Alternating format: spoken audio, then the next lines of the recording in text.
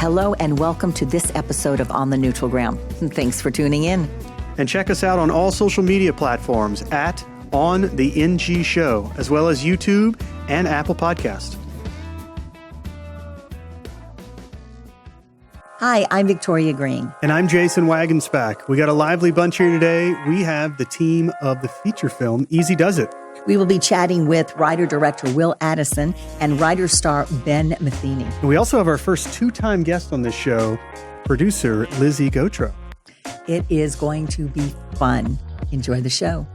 We have a wonderful show today with the team of Easy Does It, EFI Productions, and Worklight Pictures, Lizzie, Will, and Ben. Welcome. So let's get started. And Will, let's start with you. Tell me where you came from and a little bit about your background. Yeah, sure thing. Well, I've been in New Orleans about 11 years now. I originally came from Illinois, middle of the cornfields, small town called Charleston in the bottom part of the state. And I came to New Orleans for UNO originally. And, they've got a great film program, which is actually how I met, the majority of our Easy Does It crew. But after UNO, I stayed in town. At the time, there was lots of big studio productions, and so I was able to get my feet wet with PA work mostly, extras work, any way I could to get onto set. And at the same time, with our friend groups, we were making kind of artsy, independent stuff on the side, music videos, short films, web series, and, hoping to produce something ourselves. And about 4 or 5 years ago, we started developing Easy Does It as a project, and it took us up until now to finally tie the ribbon on that one. Very cool. I want to get into Easy Does in a second because I want to know how that wild ride was conceived. But let's go over to Ben and find out. Let's tell me a little bit about yourself. Where are you from? How'd you get into this crazy mess of a film business? Yeah, right. So my story is really similar to Will's in that I was... I grew up in Mississippi, and when I was graduating high school, I knew that I wanted to be in film, and UNO was just a really natural choice. And it was great because not only did we learn a lot, but the connections we made have been pretty sustaining throughout our careers up to this point. And so, I graduated, and the film industry was booming, and so I cut my teeth on all of these, kind of menial roles on big jobs, was learning a lot. And like Will said, we were making indie stuff on the weekends, Weekend Warriors, trying to do our web series pilots and our short, just everything that we could, just throwing everything at the wall to see what would stick. But really what's interesting is it was, in a lot of ways, the kind of temporary downturn in work that we had in Louisiana that enabled us to pursue Easy Does It. Because, we were, once you're kind of in, working in the industry, it's kind of hard to back away. It's hard to say no to a job. And I think in a lot of ways, it was because of the sort of year or two slow period that we had in the industry here that allowed us to say, well, we're not so busy. We're not having so much work. Maybe it's time that we put all this work and all this energy into something of our own. And that was when we decided to do something more ambitious and start development on our first feature. Wow. Very cool. And Lizzie, you're a two-timer. Yep. In the sense that you've been here on the show before. That's because she's that popular in the film industry. So what about your background, and how did you meet these guys? Yeah, so like they were saying, I came from Baton Rouge, and I met them at UNO through the film program. It was actually how I met most of the people I still work with. And I, right outside of college, also kind of did the Golden Treadmill thing. I started working for a network show for their first season, and it was like a great job and everything, but I was kind of frustrated by it because it took up all of my free time. And even though, I was making a paycheck, I wasn't having any free time to do anything, especially not make any films. So right about the time that I quit that and was going to go to something else, Bruno Doria, who started Worklight, asked me if I would come on as kind of at that point I was more of an assistant producer kind of thing. But since 5 years since then, I've worked up to being the producer of all of our projects. So, and at that same time, I think almost immediately at that same time, these guys came to Bruno and I. We were all friends already, but they came to us with Easy Does It. And, from there, we kind of all had this energy to put into it, and it worked out. I love the fact that you went to college together, and that was several years ago, and you're still together. And how did these two companies, EFI and Worklight, mesh as far as responsibilities and projects and so forth? Yeah, I mean, So, well, Will and I had been working on the script for a while, but we knew that we needed somebody with more production competence, somebody who had sort of the engine that would sort of power this train. And they just had a good thing going. They were they were working a lot, producing a ton of great content, and they were our friends. And it was a collaboration that made sense. Right, yeah. And we had made, a number of music videos as a collaborative team in the years leading up to Easy Does It. So, we had the workflow down already production-wise. We all had this chemistry going that really kind of, fell over into Easy Does It very, very smoothly. So the wild ride that is Easy Does It, which, by the way, I loved. It was so much fun. Whose head did this come out of? Out of this Midwestern Illinois boy's brain over here? This was really great. Tell me how this was conceived. Yeah, well, it's funny. I actually started as a short film. And I think we made it around 2013. And at the time, I was out of school, but still kind of new to the New Orleans city in general. And I was living with two of the actors who would become the leads of Easy Does It, Ben and Matthew Martinez. And I was just kind of like thrown into this weird relationship with them, almost, if you've seen the movie, almost hostage-like, you might say. I would say a lot of the root of the idea came from that early relationship forming. And so I created this kind of stylized short film, very loosely based on that, with influences of some of our favorite filmmakers and whatnot. And we shot that. It was probably about a 10-minute short. We shot it around 2013. And, we made it for $100, just on the weekend. And it wasn't great, as early short films are, but it wasn't terrible either. And parts of it really resonated with our friends, things thematically in particular, about following dreams, and friendship as well. And so Ben and I started talking about turning it into a feature script, and took the next 2 or 3 years, fleshing out the story, kind of creating new characters and changing others and trying to make something work that kind of retained those early elements that we really loved.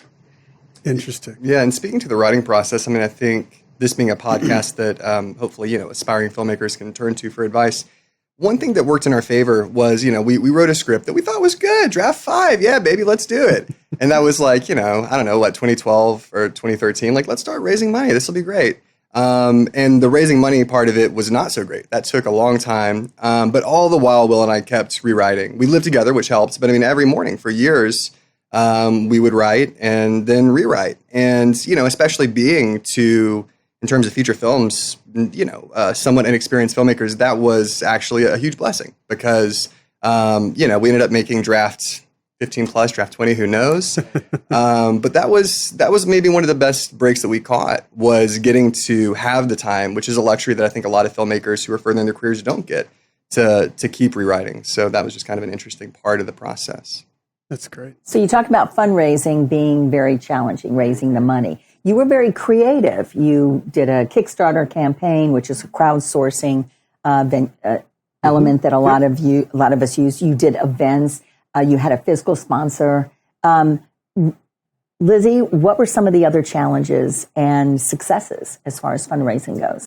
Yeah, I think that for probably the almost 2 years, if not more, that we were kind of like looking for these avenues of funding, we were honestly willing to do it for anything. Like we said, if we get $10,000, we're going to do it for $10,000. I look back on that now and I'm like, no, you wouldn't have. You would have stopped at a certain point. But we were kind of like trying all these different ways, like you were saying, throwing parties and in a way, like we were inadvertently like building a team and an audience by doing that, because the people who were willing to like throw in their time and effort to these like fundraising events, which ended up being really fun, were the people who were like, okay, well, we see that you're responsible and resourceful with this, and like you don't mind putting the time here, and you know these are your strengths and weaknesses. So in a way, it was as much a part of the filmmaking process as the actual production, which, and it's still to this day, like even doing things like this, I feel like that same flow is still there.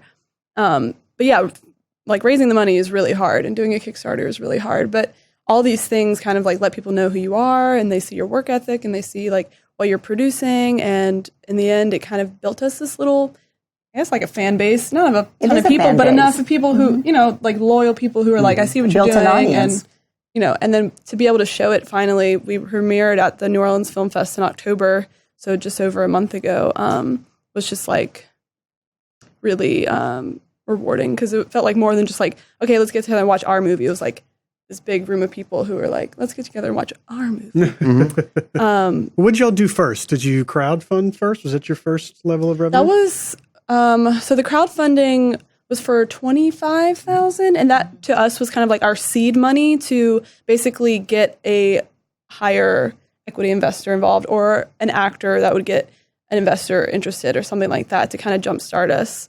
So that was one of the final steps before we actually found private investment to get the rest of the money to make the film. So did you go ahead? I apologize. Well, no, because when we first started, I mean, we just kind of were naive. We thought, we'll put this business plan together, and people are just going to be chomping at the bit to invest in our movie, because, you know, we're typical naive filmmakers. And, you know, and of course it didn't happen. But one early thing that was, I think, helpful to some degree was Novak coming on as our fiscal sponsor.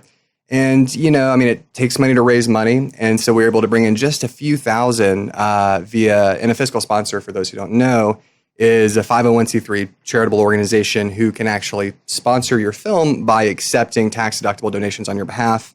And that's a great way to, you know, just as the Kickstarter funds really were a catalyst for the rest of the equity coming in, that early, you know, few donations we had that, you know, somebody didn't have to invest. It didn't have to be a big amount of money, just a small tax-deductible gift. And so that was a really helpful early step as well.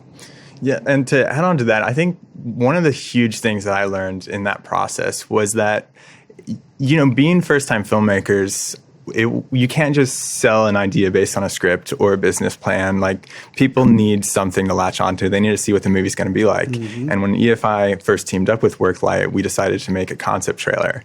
And the concept trailer was about, you know, 2.5 minutes long, probably. And we had a loose script at that point, so we tried to base it around that and plan very specific shots, you know, to get the best production value we could. And that ended up being so instrumental in like getting our ideas across to investors. You know, we ended up using it as the foundation piece of our Kickstarter campaign and bringing it to investors afterwards. Because no one really wants to gamble on a first-time filmmaker, and so they got to know, okay, this is at least cool looking, and it helped so much, you know, even among our crew members, you know. Yeah, to echo what Will said, you know? And Will is such a kind of stylized director that to capture that, it's not something you're necessarily going to get from reading the script, and it's not necessarily even something going to get from a pitch deck. But he and Bruno were able to achieve kind of, you know, a pretty arresting vision, and I mean, a lot of our biggest, the bigger gets that we've had in terms of people that joined the team that were really instrumental. For instance, Alexa Georges and Linda Hamilton both cited seeing that concept trailer and thinking like, wow, this has a good feel. This is the kind of thing I want to be a part of. Not to mention just proving we could do it. You know, we could say to people, we made this with, what was it, like $1,200? I mean, you know, and it had good production value, and it showed, you know, and it was the same cinematographer going to be using. It's some of the same team, and it's just kind of the proof is in the pudding. We could say, look, I mean, we did this with $1,200. We do know how to finish and produce a product, and in addition to giving them a sense of what it would be like. So I absolutely agree with y'all. The majority of the money that has flowed in for my projects have been because of a proof of concept where we've shown something.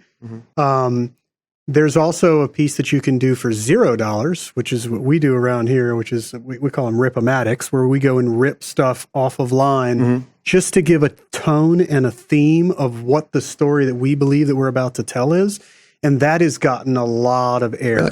Really? So for the True Don Quixote, that's what Chris Poche did. And literally we walked in and you're seeing clips from, 20 different movies, but yet has a musical theme that kind of really kind of elevates it the whole way.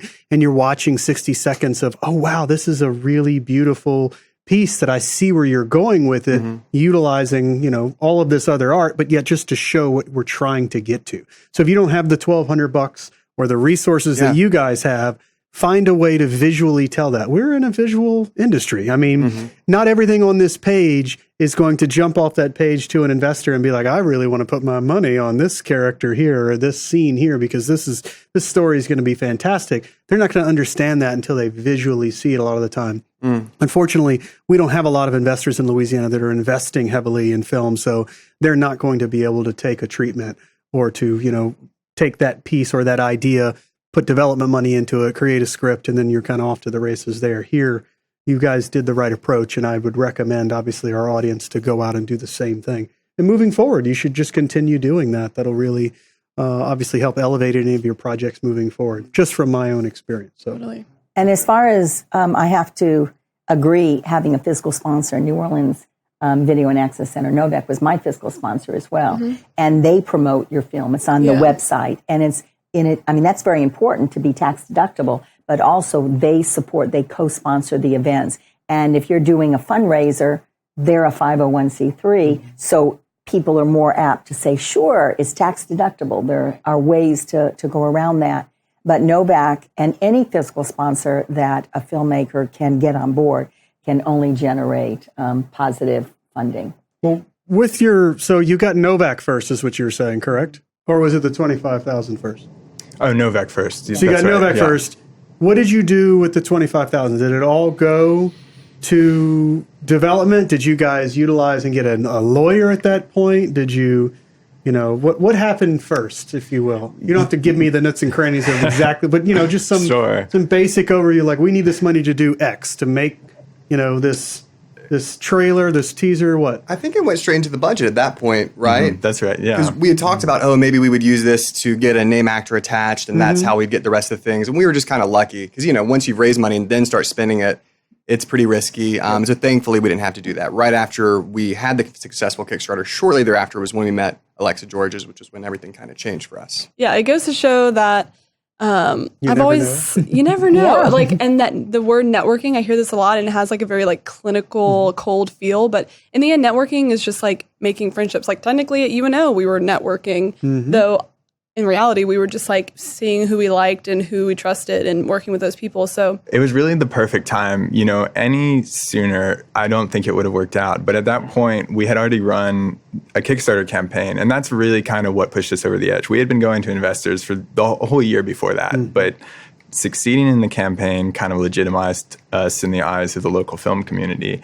And at that point, we had done all the legwork. We had pulled off this campaign, made a concept trailer, we had a business plan. Everything was basically ready to go. And that's right when we met her. Yeah, we had a confidence kind of coming off of that, and we knew what we wanted. We knew what the plan was. Obviously, it was going to change and flow as we learned more. But you're right. Ultimately, the timing was really good, and goes to show that networking is just meeting people that you get along with who have similar interests and forming a relationship and having each other's phone numbers. Yeah, what's the old expression? Luck is preparation meets opportunity. That's what I was going to say. So if you just keep preparing, story, sooner or later, you're just bound to luck into an opportunity. Also, thanks to Clint Bowie. Yeah, bless. God bless. Clint I have to say, he's really great.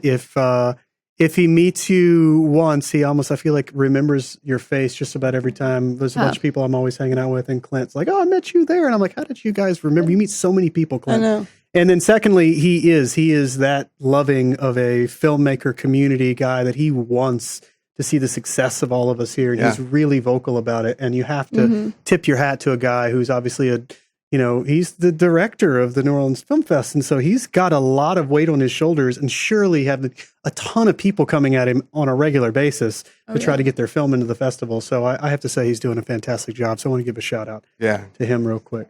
In regards to process, so obviously, if you haven't seen the movie, you will see this gentleman to my right here star in the movie. What was the challenge of, as you're raising your money, to find somebody that was willing to take on? There were really no superstars when y'all started this until you got Linda. So was that a big push for your investors to be like, well, we need some sort of bangable, star to be on the cover of this box? How did that work out for you all? For you, and I'm sorry, the other star, his name is Matthew Martinez. Thank you. Those two, you guys were in the forefront in the beginning the whole time, right? Y'all were going to be the stars throughout this whole process, right? He couldn't get rid of us. Okay. We had our claws in. No, Will certainly could have been like, sorry guys, but let's get somebody bankable in there. But to his credit, Will kept us in the picture. And so we did know, Will and I knew that we were going to have to find these roles that we could fill with bankable stars. And so that's something that went into our writing process. We tried to be as practical. I mean, look, we were young, we were a bit naive, but we weren't stupid. We knew why movies sell. That information is out there for you to find out. Like you can. So we knew when we were writing it that we did have to find roles that potential name actors would want to play. And so we wrote, the film has 4 antagonists, and we wrote all of those either with a specific person in mind or to be roles that we thought could be kind of juicy things for, the kind of role that an actor would want to take on. And I think, if you're listening to this and you are just starting out, you haven't made a feature before, and you're dubious that some name actor would want to do your movie, don't be, because actors want to act just like any other artist wants to do their craft. Actors are out there, and if they're not working, then they're waiting to work. They're waiting for the phone call. And so the first 2 actors that we got on that were somewhat recognizable were Dwight Henry, who's of Beast of the Southern Wild fame, plays the father in that film, and Brian Batt, who is of Mad Men fame, has done a lot of work on Broadway. And, we'd written both of those roles, thinking, let's try to get somebody with some recognition in mind, approach them both sweet angel darlings, great guys, very talented. And then from there, we knew that we needed kind of one more name that would be, a little more recognizable. And thankfully, Will already loved Linda Hamilton. She was already on his list for, if we do King George as a female, we'd kind of written it so it could be either male or female. I think number 1 on the list. That's right. Literally the top list was above Sigourney Weaver, so Linda Hamilton. Oh, really? I didn't know that. Oh, yeah. And then, so this was just a thing. We had so many lists. We had, this is if King George is, 30. This is, or whatever. We have all these billions of lists of like different genders and different types of ways we could take these characters. And it just so happened that on, one of these lists at the very top was this fantastic actress. And then I was working one of my day jobs on a TV show, and I got back into the studio, and they said, "Man, you're never gonna believe it. Guess who just walked in with her little puppy, Linda Hamilton? She lives here. She lives around here." And it was just like, "Oh, yes, okay, really?" And so then that became somebody that we just pursued. Will already loved her. We already all loved her, and it just and the same with Brian and Dwight. They also live locally. Which is a great thing if you're a filmmaker living in New Orleans, is we have some terrifically talented artists in our community. And, it's a lot easier for them to say yes because they don't have to leave their home. It's going to be a lot cheaper for you to accommodate them because you don't have to. Did you just call Linda's agent? Or well, do you have a friend of a friend? It was both. We did both.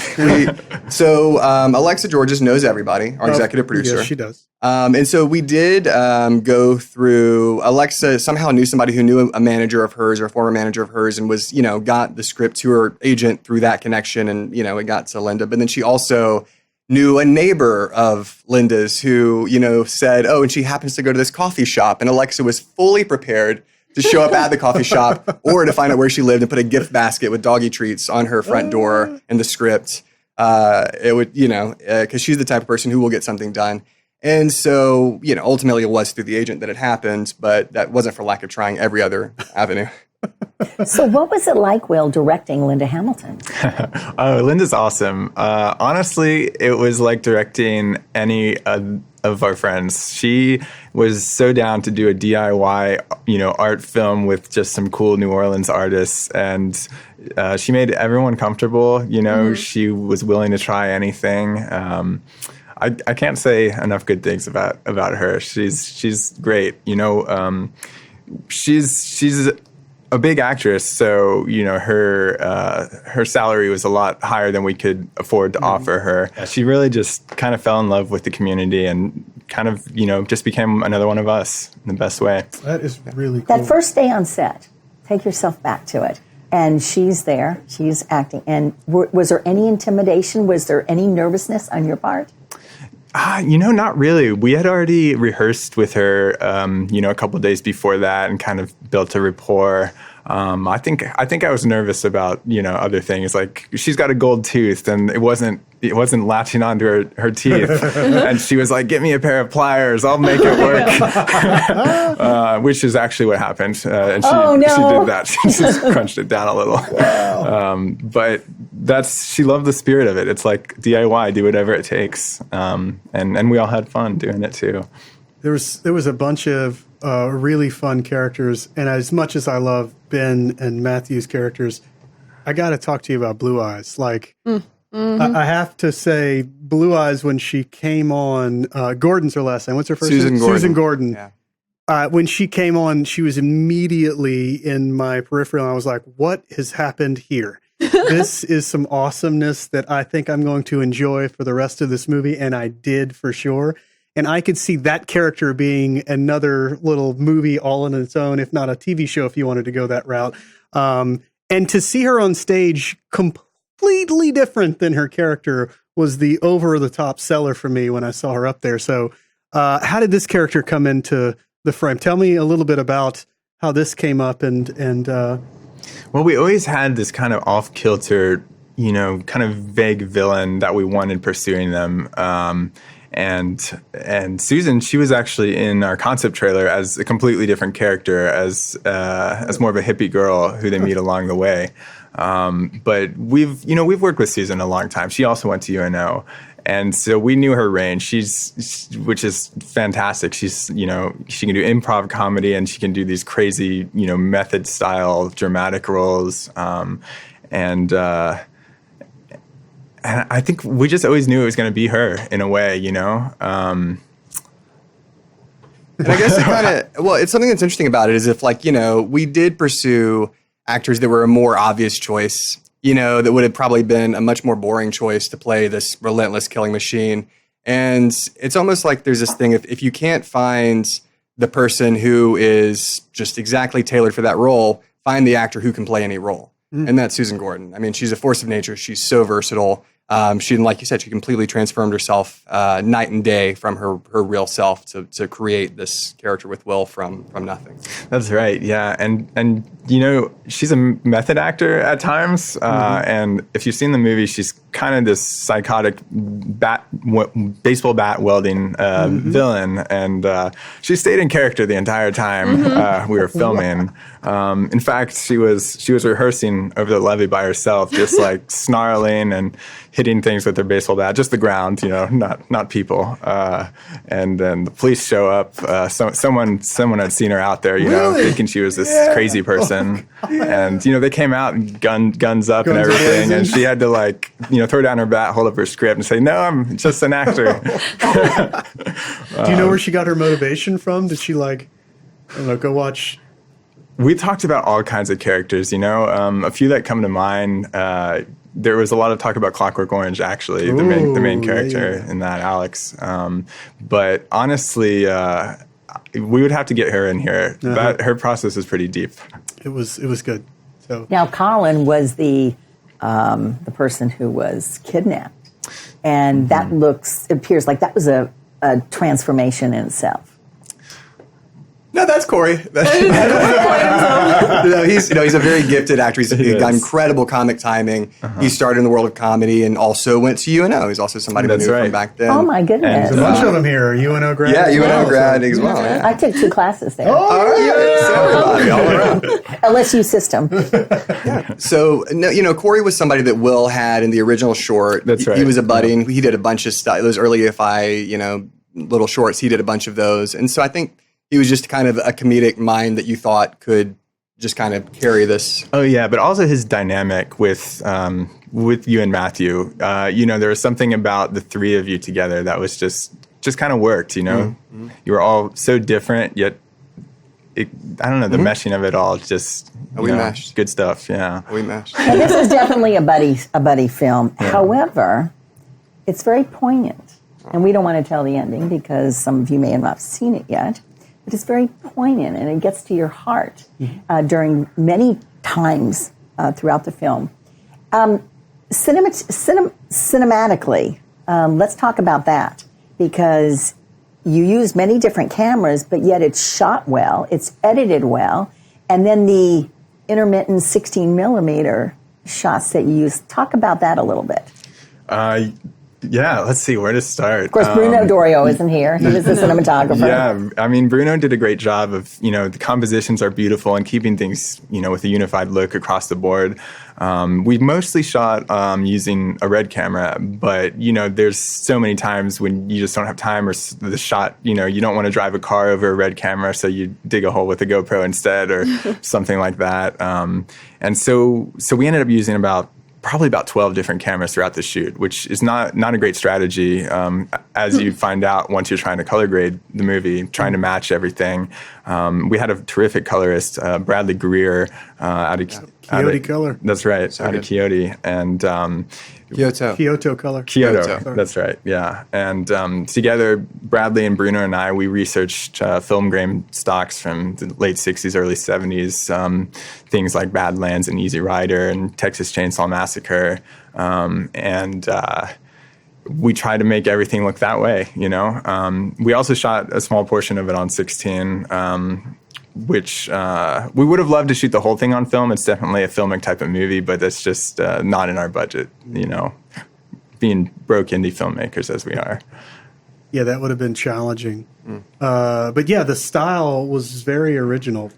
So the theme and the way that you showcased it, is there something that I'm missing? Is there some sort of thematic name that you would give the way the tone and the feel and the look is? That's interesting. It's like it's retro yet. Yeah, I mean, Very both retro. Hollywood New Wave and French New Wave it seemed There you like go. big influences on Right. both in the writing and in your treatment of the material. That's true, yeah. So, yeah, I would say mostly 60s and 70s influences. Filmmakers like Terrence Malick and Jean-Luc Godard and,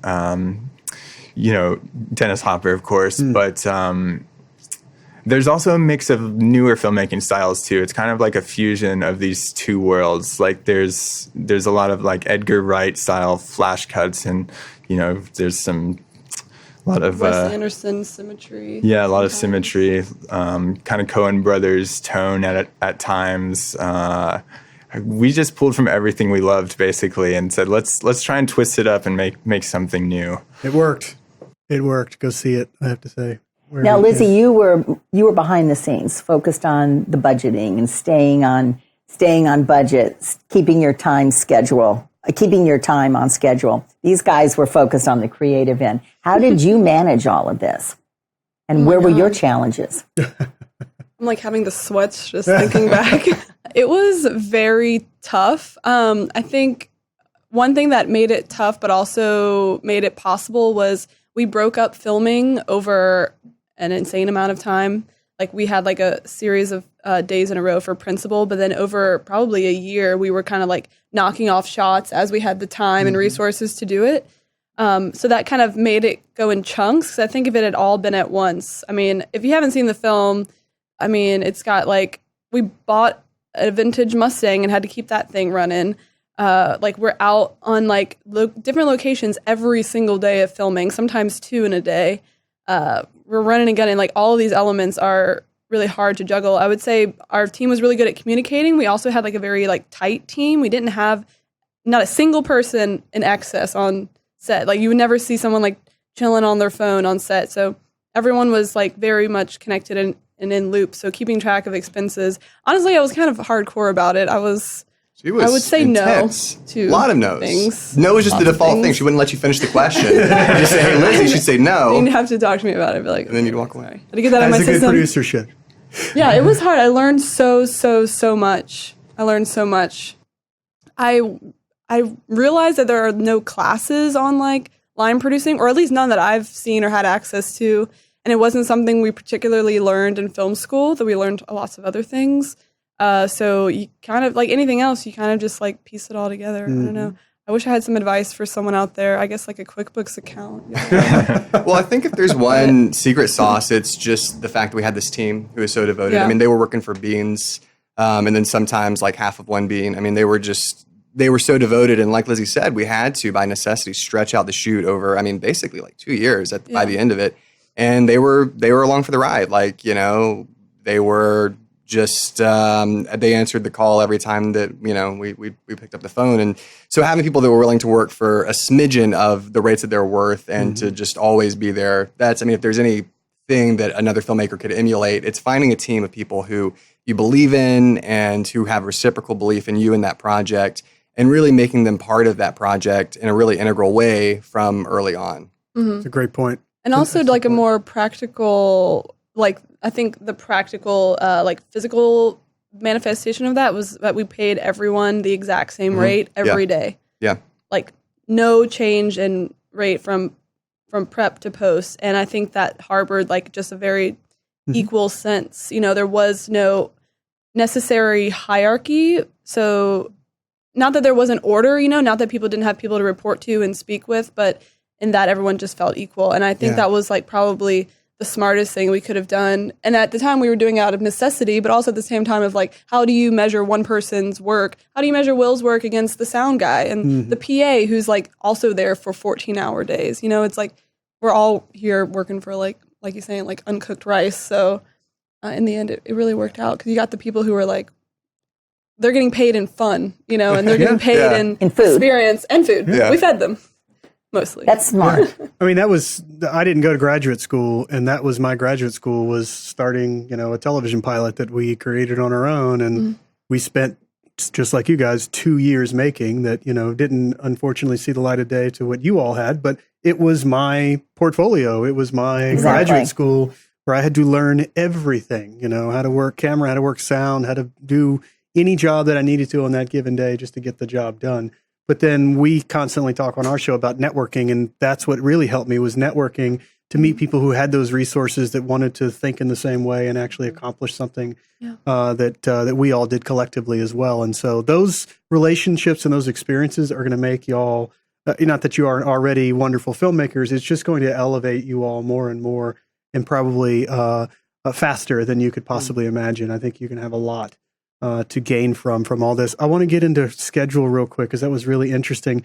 You set out with a certain schedule, like we're going to shoot 20 days or something, right? What was your initial schedule?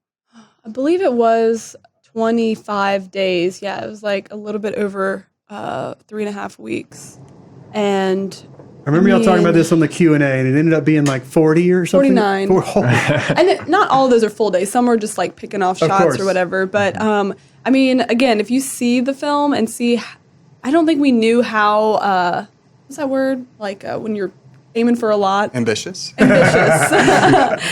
were really ambitious and almost in a foolhardy way where we didn't realize how insanely intense some of the things we were planning to do were for even like professional filmmakers. But in the end, it was kind of like a bumblebee is not supposed to be able to fly, so just like don't tell him his wings are too small. So yeah, I mean, we got just super resourceful, and it was a really tough schedule that, of course, we weren't going to shoot all of that in those days. We didn't even have all of our cast whenever we started shooting Principal.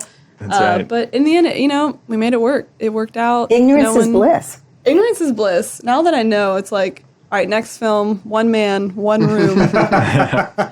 One camera. Just kidding. And Ben, you had to keep your long hair for a couple of years. Oh, Victoria, I did. He My loves that God. hair. I did not love that. I gave Will such hell about it, and he was a good sport. But yes, I did keep my long hair There for were 2 years. scenes in the movie where he's wearing a wig. That's right. I would bet money that none of your followers could figure out which scene Yeah, it that's is. the Easter egg at Oh. home. Write in, and if you can figure it out, then we'll give you a free poster. Wig. Free wig. A wig, yeah. We don't have. The fact that you took 49 days to shoot this film, the continuity was great. There were it didn't appear to me to have any continuity issues, so kudos to you guys. That is a miracle. That is A a nice wig, huh? compliment. That is a miracle. Yeah, look for it. Wow. Your hair was much longer in the film. It was. Yeah, Yes. I'm trying to remember now that I'm Like a little- looking at your like hair. a Let me tell little you. ponytail. I'm only just being envious of your hair. That's all I'm really doing. I think your hair looks I'm glad we great, get to Jason. sit Hey, next to each figure out other the for this so scene. people can see the contrast Figure here. out the scene, we'll get you that wig. Maybe I should just go ahead and throw in a couple of. I'll just type in every scene from here on with a different email Yeah, address. Yeah. I'm gonna win that wig. It's you, dude. Well, both Jason and I attended your world premiere at the New Orleans Film Festival, and what a night. What did it feel like to you? And of course, then you went to Lafayette, which is where a lot of you guys are from. But opening night, tell me what you were feeling. Well, it was a great homecoming. You know, it was the perfect place to premiere. You know, we had spent so much time and energy and blood, sweat, and tears in the city. So it was just, you know, it was great. Yeah, no, it is. New Orleans Film Festival was the perfect festival for us to premiere, and not only because it was our hometown and so many people in the community. I mean, just free food, free daiquiris, free, Drive-through daiquiris. Yeah, places to drive-through daiquiris, places that we could shoot for free. I mean, there are so many people in the audience that we invited because it's like, hey, remember 3 years ago when you helped us out? Like it's happening. And so that was really nice. And then also, I mean, just giving this shout out to New Orleans Film Festival in general, after you've been through this really lovely hell that is making a movie for so many years, like you don't want a stuffy, Q&A intellectual kind of pseudo whatever anything. You want a party, man. And that's what New Orleans Film Festival does better than any festival, I think, in the world. You're just ready to just cut loose, to celebrate what you have done with your friends. And I don't think there's not a festival that does it better. I agree. And I've been to a lot of festivals. I'll let you finish. Sorry. But yeah, I mean, for all the big ones, the Torontos, the Sundances of the world, they host their little events, but it seems like they're kind of secluded. New Orleans includes everybody. Come on in, join this second line. We're headed to this next parade, this next party. It's a good time. Sorry, I didn't mean to cut you off, Lizzie. What were some of your feelings on that night? It was a bittersweet feeling, I guess, to get something out into the world that you've been working on for so long. Like I had major butterflies, and it was a hell of a day. I'm like journeying back in time right now. But it really couldn't have happened at a better place, literally on Earth. And what a party you had. I'm sorry, I walked right over you. It was a great party. They throw a good party. Great food, great drinks. So, what's next, guys? We got big plans, big movies on the horizon. Well, so, Easy Does It it's like the senioritis. It's like the kid with senioritis. It's like so close to graduating. It's ready to be out in the world. And so, that's still our top priority is we've got a pretty healthy festival circuit. We've had or in December we'll have our 8th festival. So we had just a bunch right after New Orleans, which has been great. We've been getting to attend those. When it picked up some awards, we've won 3 Best of Fests, narrative features, and some other honors as well. And so, we'll be on the festival circuit for a bit. Awesome. And then, of course, distribution is the next giant kind of mountain to climb. And so, we're in the middle of that.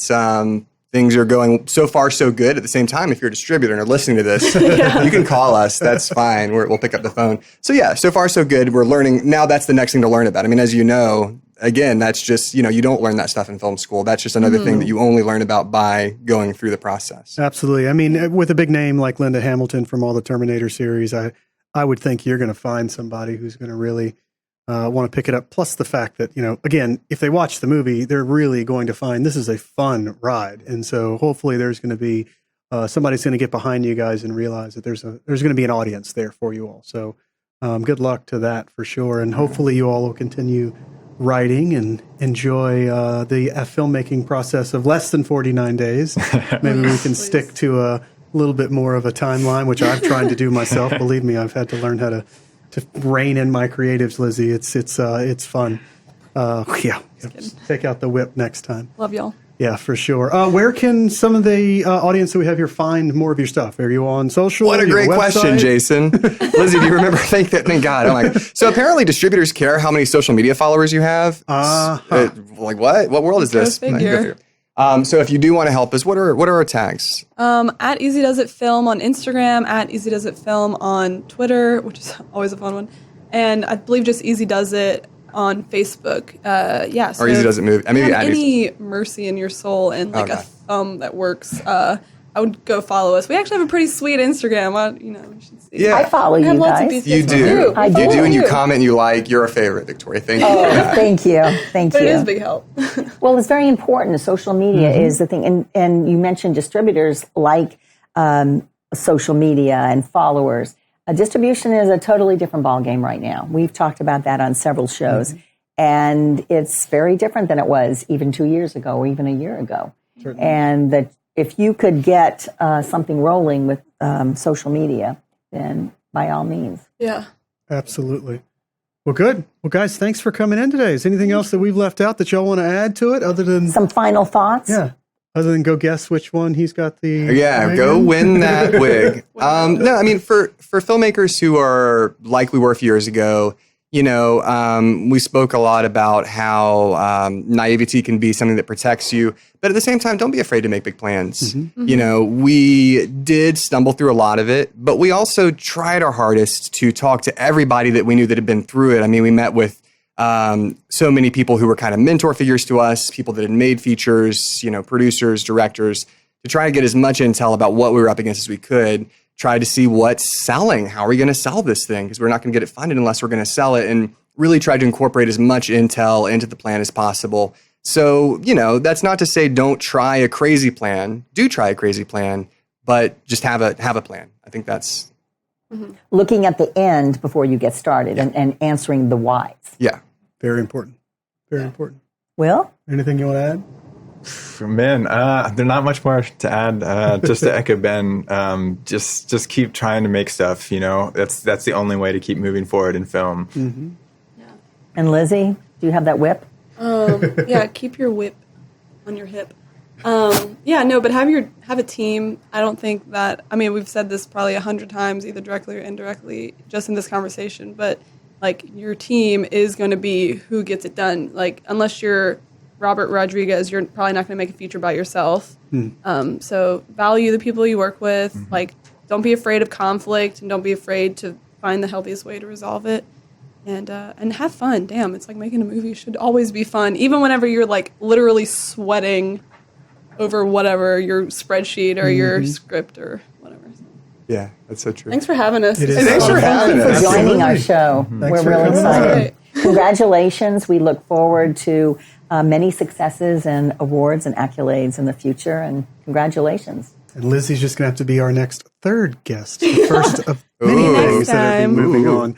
Go check out Easy Does It, obviously in the festival route. Hopefully they can all see it in the movie theaters or online soon, but go check them out on their website. Thanks for being here, guys. Thank you. Thank you. All right. Thanks for listening to this episode of On the Neutral Ground. It's been a great show. Now be sure to stay connected with us on social media @On the NG Show. We'd love to hear what you have to say. And special thanks to our audio engineer, Tijan Dabaziz, and videographer and editor, Andre LaFleur. Thank you for listening. We'll see you next time.